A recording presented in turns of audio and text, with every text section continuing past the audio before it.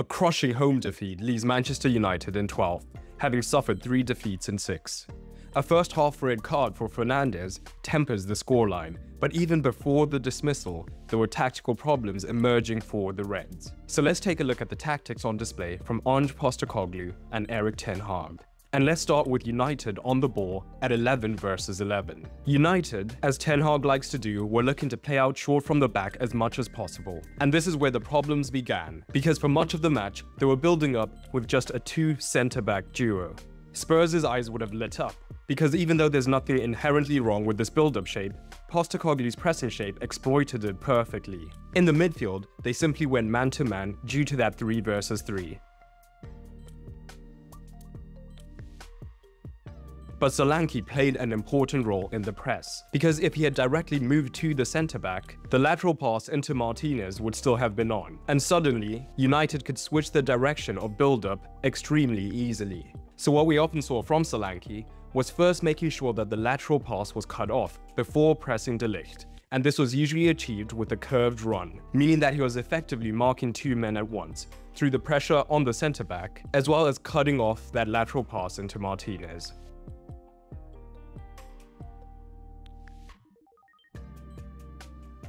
So what this meant is that Spurs could effectively isolate the centre-back in a wider region, allowing them to then make their press much more intense around the ball.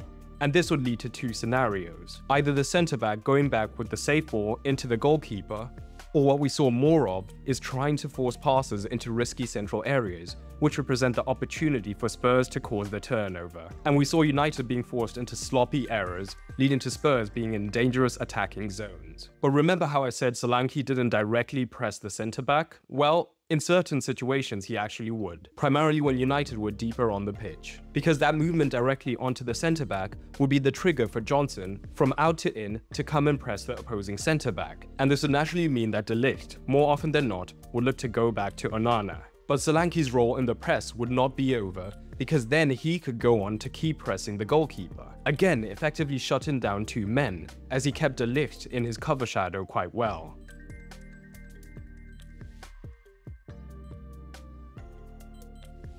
So this begs the obvious question: if Johnson is all the way in, it means that Dalot is potentially in space in the wider region, so naturally Onana could look to launch the longer ball into him. And that is true, but Postecoglu was prepared for this, because of his flexible pressing shape. And this was through Porro being extremely aggressive and looking to push up onto his opposing number. This is where the beauty of having 2 mobile centre-backs in Romero and Van der Ven comes in, as they could easily switch to more of a back 3, meaning that they still had ample, although a little bit riskier, cover in the defence.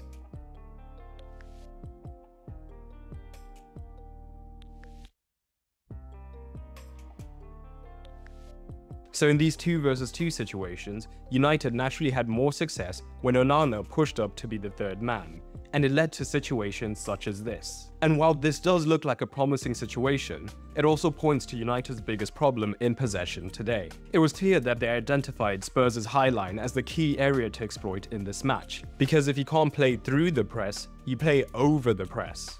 But the problem for United was that their desperation to get into these zones meant that they never bothered to first play into the midfield or utilize any sort of rotations to create controlled room in behind the defense before looking to play it long.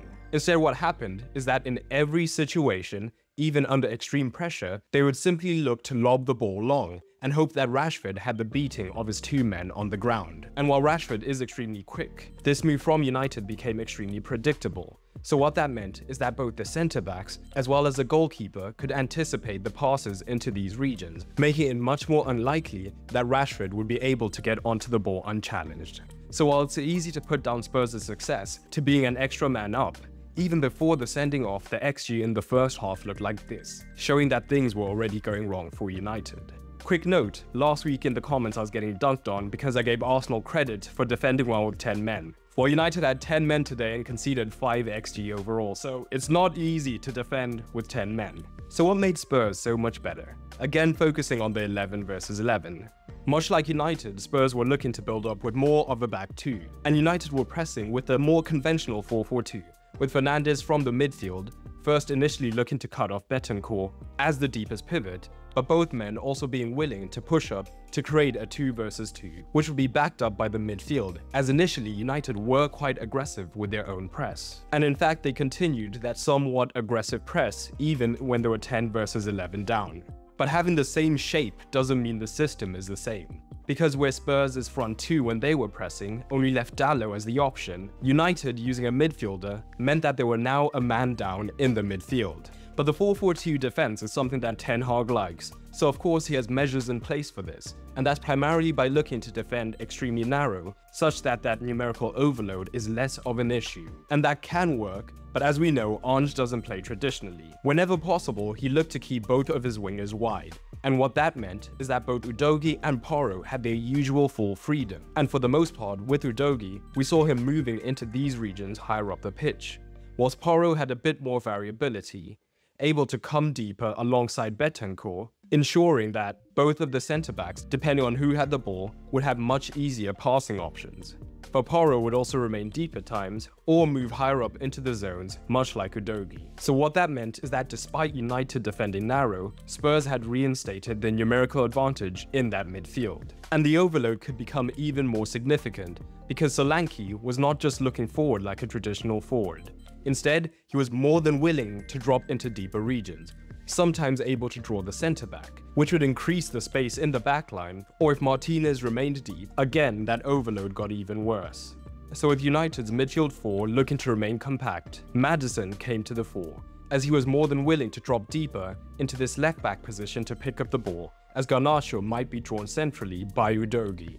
Alternatively, later on when we saw United switch to more of a 4-4-1-1, as they were looking to pick up the deepest pivot, we saw Maddison drop in as an option alongside Betancourt, but the result was the same, with Maddison now able to pull the strings from deep, looking to pick out passes much higher up and get the team moving into the final third. An underrated aspect is that Garnacho was often drawn infield by Udogie, and what this meant is that Werner would have 1v1s against Mazraoui. And often, the German was able to simply knock it past the right back and then look to cross it into the box. And what Spurs did so well was look to overwhelm the defense with a lot of numbers committing, looking to get on the end of those crosses, leading to a lot of danger. But the truth is, having so many men between the lines was extremely dangerous for Spurs, because the small distances meant that they were able to consistently combine and get between the lines, thus allowing them to create higher quality opportunities through these short phases of play. The main beneficiary of this was Kulusevski, who had a great time between the lines looking to create, as he had plenty of movement ahead of him, meaning that he walked away with a ridiculous 9 key passes. A huge win for Postecoglu may be the catalyst to get Spurs' season going, but I will be checking out the comments to see what you made of United's performance. For the managerial tactical score, even before the sending off, Spurs looked great, earning Ange an 8, while Ten Hag earns a 4. But drop your rating down below and check out this video, looking at how Arsenal were so effective with 10.